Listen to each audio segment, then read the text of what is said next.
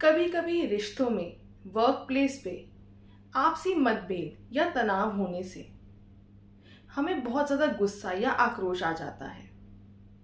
और उस सिचुएशन में हमें ये लगता है कि रिएक्शन देना अपने लिए स्टैंड लेने के बराबर है, या फिर किसी को किसी बात पे सुना देना हमारे लिए एक बेस्ट विकल्प है। बहुत सारे लोग गुस्सा करने को या रिएक्शन देने को एक बहुत ही ज़्यादा पावरफुल चीज़ मानते हैं, जबकि वो ये नहीं जानते कि गुस्सा करने से या रिएक्शन देने से उनकी अपनी ही आत्मशक्ति खत्म होती है, अपनी ही आत्मशक्ति डिप्लीट होती है, अपने अंदर का जो शिव है वो आपसे दूर हो जाता है और आप डिविनिटी से बहुत ज़्यादा दूर होके बार बार ये रिएक्शन दे दे के अपना एक कर्म क्रिएट करते हैं, जो एक विशेष साइकिल बनाता है रीबर्थ की। ये इतनी बड़ी चीज़ है जो कि लोग समझते नहीं हैं। लोग सोचते हैं कि गुस्सा कर देने से या किसी पे चिल्ला के बोल देने से हमने सामने वाले को डोमिनेट कर दिया, जबकि ऐसा करके वो अपने ही कर्म क्रिएट करता है और अपनी नासमझ का और अपनी अज्ञानता का एग्जाम्पल देता है, अपनी मूर्खता का एग्जाम्पल देता है। हमें ये लगता है कि रिएक्शन देना यानी कि प्रतिक्रिया देना एक बहुत ही ज़्यादा पावरफुल टूल है हमारे लिए। ये हमारा बहुत ही ज़्यादा एक डोमिनेटिंग वेपन है, हम ऐसा सोचते हैं।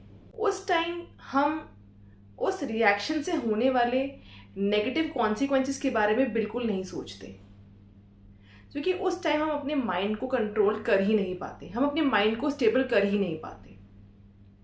लेकिन बाद में हमें रियलाइज होता है कि शायद अगर उस सिचुएशन में या उस मोमेंट में अगर हमने रिएक्शन नहीं दिया होता, अगर हमने अपनी इंटेलेक्ट यूज़ की होती, तो शायद वो रिलेशनशिप खराब ना होता, या शायद वो सिचुएशन मेरे लिए अगेंस्ट नहीं जाती।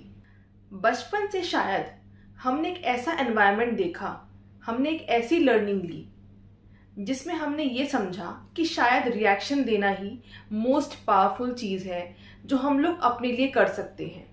किसी भी नेगेटिव सिचुएशन में या किसी भी रिलेशनशिप के मतभेद में या फिर कोई भी लड़ाई झगड़े में हम सब ये सोचते हैं कि रिएक्शन देने से हम सामने वाले को कंट्रोल कर सकते हैं, रिएक्शन देने से हम सामने वाले को शायद डोमिनेट कर रहे हैं, जबकि ये रियलिटी बिल्कुल भी सही नहीं है। रिएक्शन देना एक नेगेटिव ट्रेट है, एक नेगेटिव ऊर्जा का प्रतीक है। रिएक्शन देने से हम सिर्फ और सिर्फ अपने अंदर के एंगर को मल्टीप्लाई करते हैं।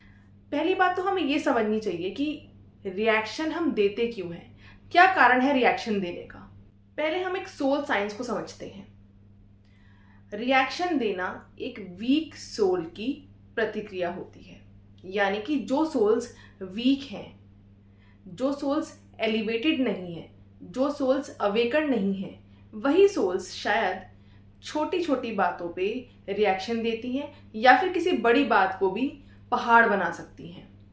जो सोल्स स्पिरिचुअल ज्ञान नहीं लेती, यानी कि स्पिरिचुअल नॉलेज नहीं लेती, उनको वो विजडम, उनको वो इंटेलेक्ट ही नहीं आती कि वो अपने माइंड को कंट्रोल कर सके, अपने इमोशंस के बहाव को वो कंट्रोल कर सके। रिएक्शन देना आग में घी डालने जैसा होता है।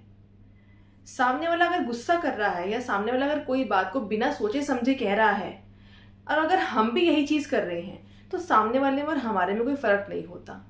ये बात हम सब जानते हैं और समझते भी हैं, लेकिन फिर भी हम रिएक्शन देते हैं क्योंकि हमारी सोल वीक है।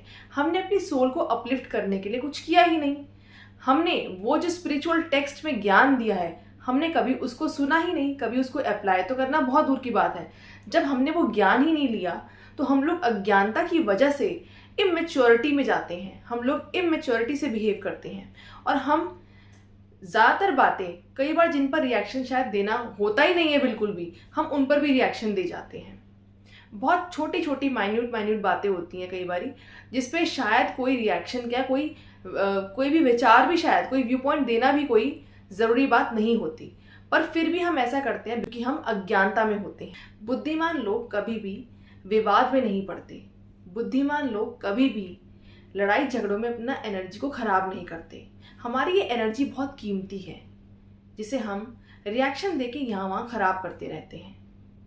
अगर हम इसी एनर्जी को सही दिशा में डाइवर्ट कर देंगे, सही दिशा में अगर हम इस एनर्जी को यूज़ करेंगे, तो शायद हम जितने भी बड़े प्रीचर्स हैं उनकी तरह बन जाएंगे और हमारी लाइफ भी शायद बहुत ईजी हो जाएगी। तो आज मैं आपको वीडियो में भगवत गीता में से कुछ ऐसे श्लोक बताऊंगी जो आपकी इस प्रॉब्लम को शायद हल कर दें या आपको एक अंडरस्टैंडिंग दे दें कि मुझे किसी सिचुएशन में रिएक्ट नहीं करना है।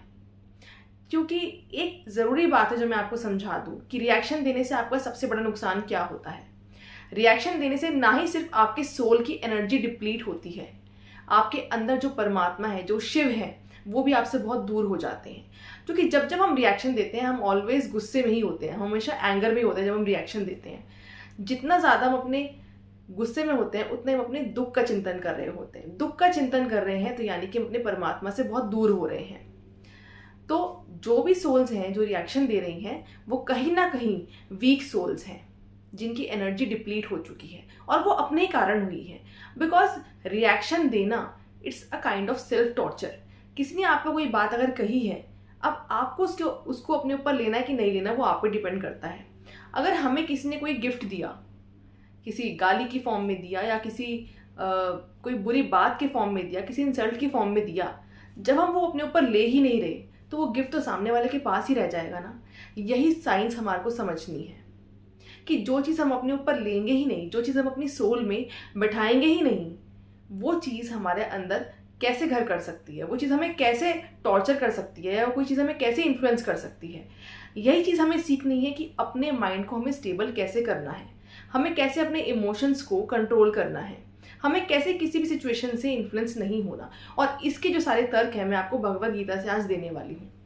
भगवत गीता जो एक इतना अच्छा स्पिरिचुअल टेक्स्ट हमें दिया हुआ है हमारे हिंदू माइथोलॉजी में, हम उससे इतना दूर हैं, जबकि वो एक इतनी अच्छी नॉलेज है जो हमें शायद बचपन से ही फॉलो करनी चाहिए।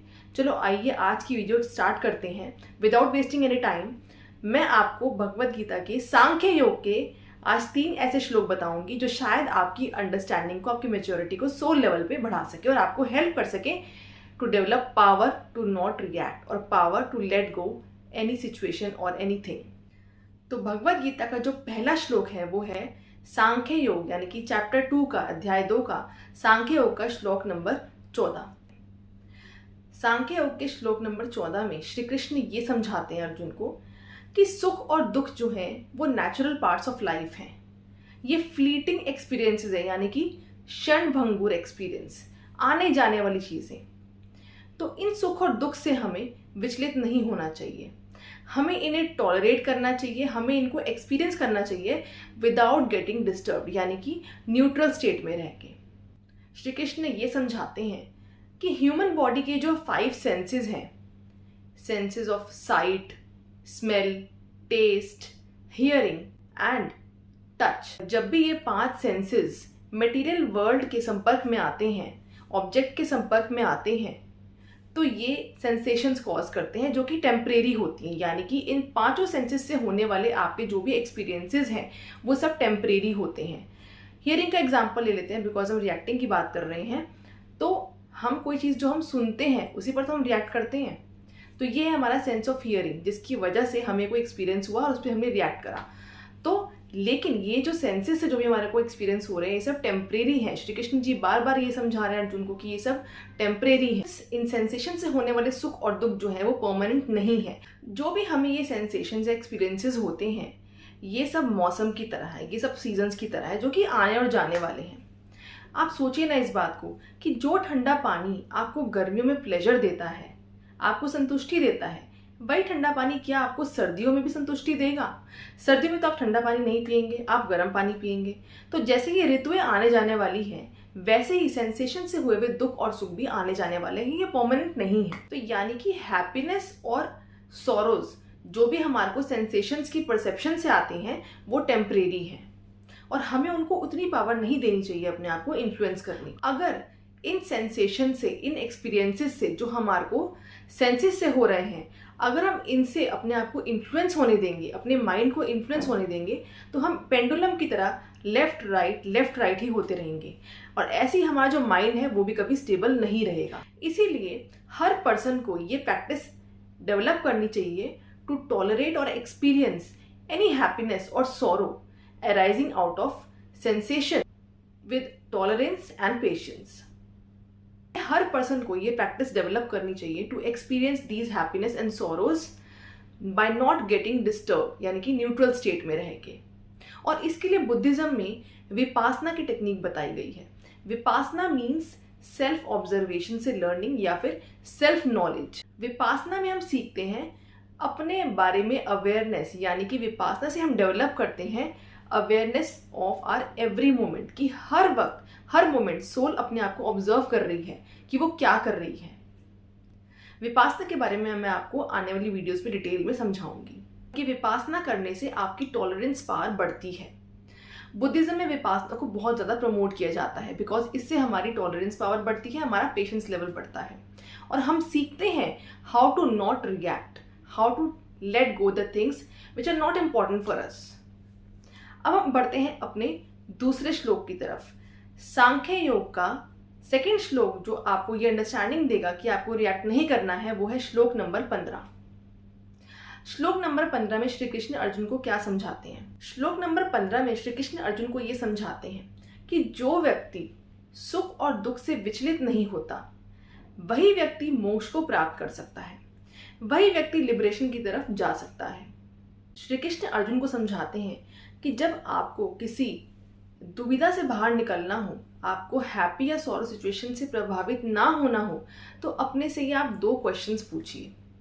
अपने आप से आप ये 2 प्रश्न पूछिए। ये 2 प्रश्न पूछने से आप ड्युअलिटी से बाहर आ जाएंगे। ये 2 प्रश्न क्या हैं?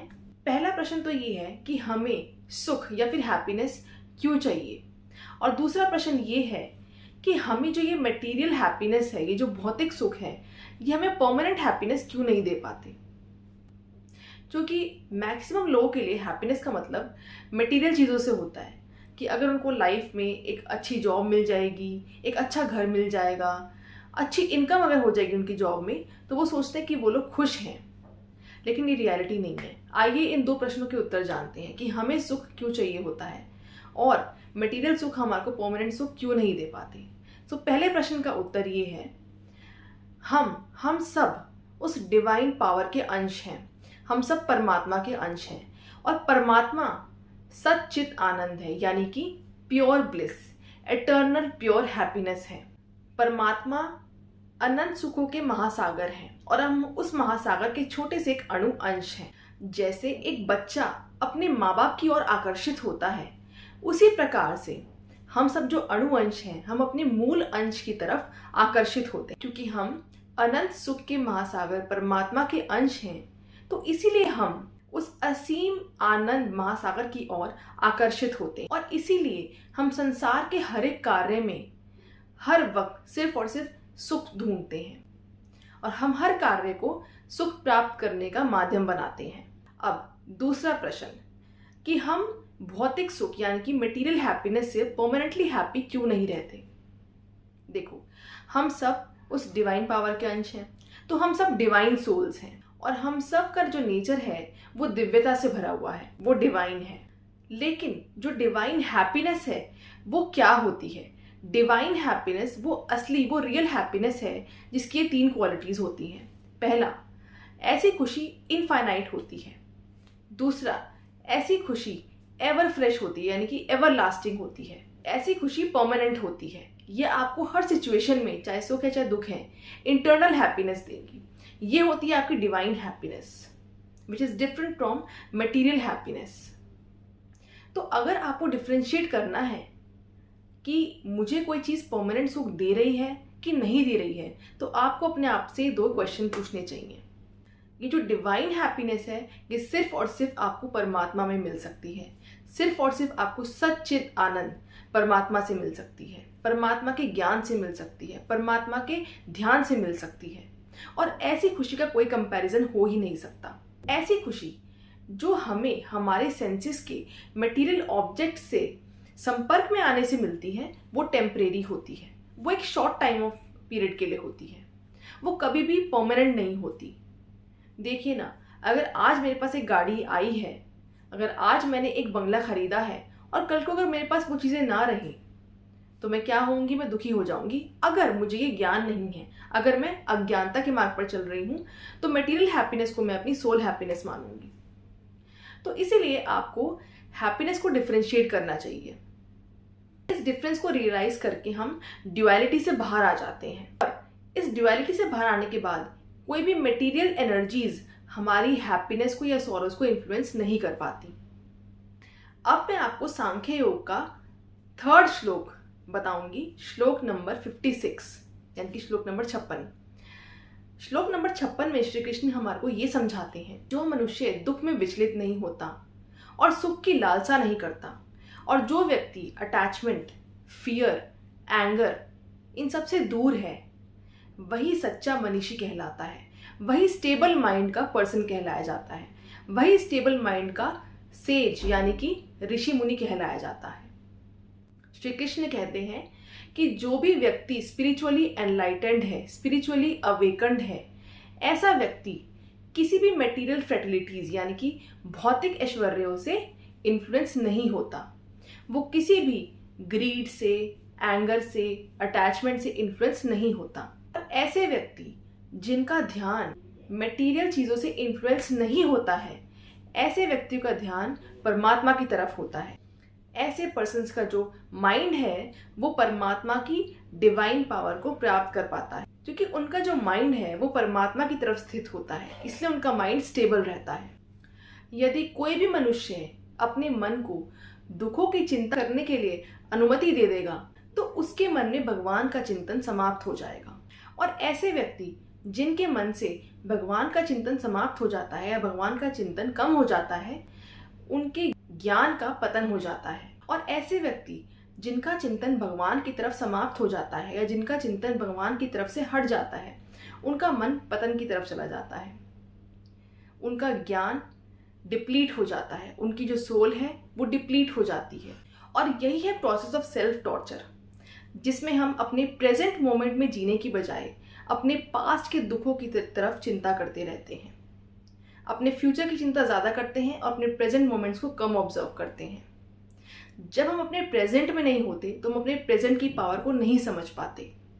पास्ट में रहने की वजह से और पास्ट की चिंताओं को अपने दिल पे लगाने की वजह से हम ना ही अपनी आत्मा शक्ति को डिप्लीट करते हैं, बल्कि हम परमात्मा से भी बहुत ज़्यादा दूर हो जाते हैं।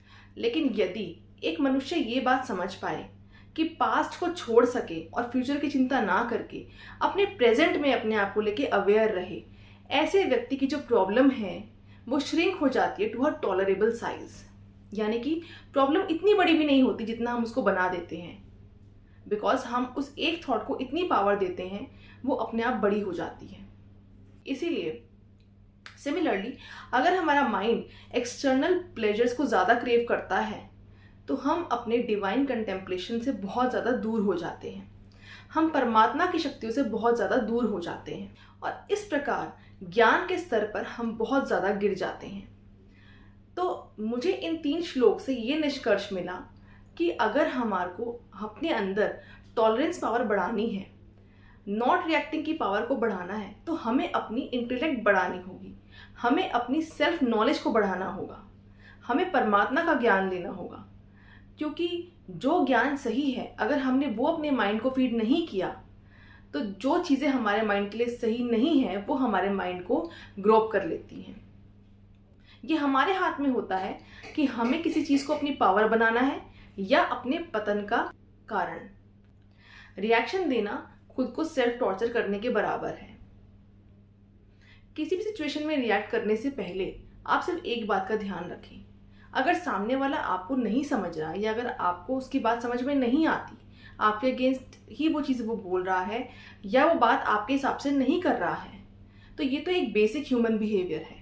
कोई भी पर्सन एक जैसा नहीं होता, तो इसलिए उन सबके थॉट्स, सबके माइंडसेट डिफरेंट होते हैं और आप हर किसी के माइंडसेट को आप सेटिस्फाई नहीं कर सकते। तो दूसरों के ऊपर फोकस करने के बजाय अगर आप अपनी इंटरनल पीस को बढ़ाने के ऊपर फोकस करेंगे, अपनी इंटरनल पावर्स को बढ़ाने की फोकस करेंगे, तो आपके लिए वो ज़्यादा बेनिफिशियल होगा और इससे आपको टॉलरेंस पावर भी आएगी। तो आज की वीडियो में इतना ही। मैं आने वाली वीडियोज़ में दोबारा इस टॉपिक के ऊपर बात करूंगी, बिकॉज हमारे स्पिरिचुअल टेक्स्ट में बहुत कुछ है हमारे लिए जो हमें पढ़ना चाहिए और समझना चाहिए, जिससे हमारे को हेल्प मिलती है अपनी सोल को उठाने में, अपनी सोल को एलिवेट करने में। तो आज के लिए इतना ही। Bye bye guys.